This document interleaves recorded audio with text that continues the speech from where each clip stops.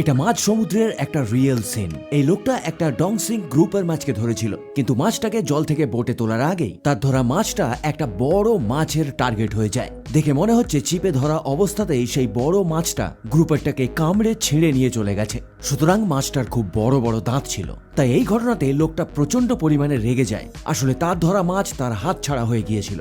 এই জন্য সে ঠিক করে ওই বড় মাছটাকেও সে ধরবে। তাই সে তার বোট থেকে একটা 1 কেজি সাইজের মাছ তুলে নেয়। তবে সবার প্রথমে সে মাছটার লেজ দুটোকে কেটে দেয়, যাতে ওই ছোট মাছটা সমুদ্রের মধ্যে ঠিকভাবে সাঁতার কাটতে না পেরে ছটফট করে, এবং তার সাথে বড়শিতে মাছটাকে গেঁথে সমুদ্রের মধ্যে ফেলে দেয়। মাছটা সমুদ্রের গভীরে চলে যেতে থাকে, তার কারণ ছিপের সাথে একটা ওয়েটও বাঁধা ছিল।